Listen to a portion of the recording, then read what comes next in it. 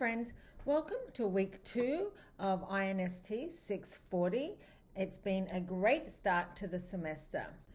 Before we get into week 2, let's talk about week 1. What I think is really interesting when we think about professional development is that the good and the bad, they're pretty much the opposites, right? Timing and the time of the PD. You talked about, I hate it when they go over the time that they say they're going to. Of course, we're busy. Teachers have a full schedule and we like to be on track. We also do the same with our students, right? We have a schedule and we try to stay on track. Obviously, the relevance is very important, especially for ed specialists who may be teaching physical education or music and they're expected to attend a professional development about how to promote literacy in math. Not so relevant. You also like it when the facilitators are prepared, they provide resources, and they actively engage you in the learning. That's so important, and we're going to learn about that more in week 4. I think the best thing about professional development, though, is that in-house facilitators, because you have that working knowledge of what's going on in the classroom, in the school. Now let's look at week 2. You have some reading if you have not already read chapters 8 and 9 in an earlier course. As you read about the eye makers and digital tools, think about your why.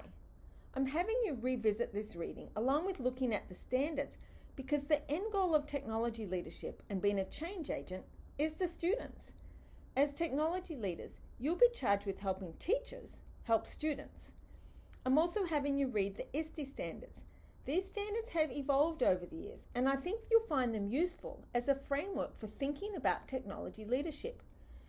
You should be familiar with the coach standards because you've been working on the portfolio document in your classes. But have you ever stopped and looked at the teacher and the student standards? Once again, as a technology change agent, your ultimate goal is to enhance the learning and the learning environment for the students. As we continue, I'll be encouraging you to focus on standards and issues rather than the teachers. After all, we don't like to be reminded of our deficits, but we're all educators and we'll all attend professional development because we want to best support student learning. Focusing on standards shifts the focus away from the individual and onto the end goal. Similarly, focusing on the 21st century skills helps us to support our colleagues advance their use of technology without making them feel inadequate. What's interesting is the 21st century skills have been around a pretty long time. I mean, think about it. We're in the 24th year of the 21st century. Are you seeing evidence of these skills in your workplace? The other reading for this week is for you to get a sense of what a crosswalk is. They're not as easy as one might think, but I do think you will see that they're a great way to get both a bird's eye view and an up-close view of the multiple factors that impact learning all in one place. This reading is in preparation for the first assignment. So, after you've spent several hours on the reading and the content, join discussion 2.1. Be honest. If you knew nothing about the standards, just say so. What struck you about the various sets of standards and the essential conditions? Do you see connections between the 21st century skills, the standards, and the eye makers? There's no right or wrong answer. I'm just looking for honesty and depth.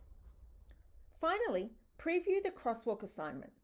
As a technology leader and a change agent, you want to be able to talk about these standards with confidence. Knowing how they connect will help you entice educators, which includes administrators and support staff, to think about technology integration more purposefully. It's going to allow you to answer that "why is this important?" question that people ask when attending professional development. Week 2 is to understand the assignment and pick a standard that resonates with you. Stake your claim for that standard in discussion 2.2. In week 3, you'll spend a lot of time developing your crosswalk. Then it's submitted in week 4, after you have given each other feedback. That is it from me. Have a great week, and I am around for whatever you need.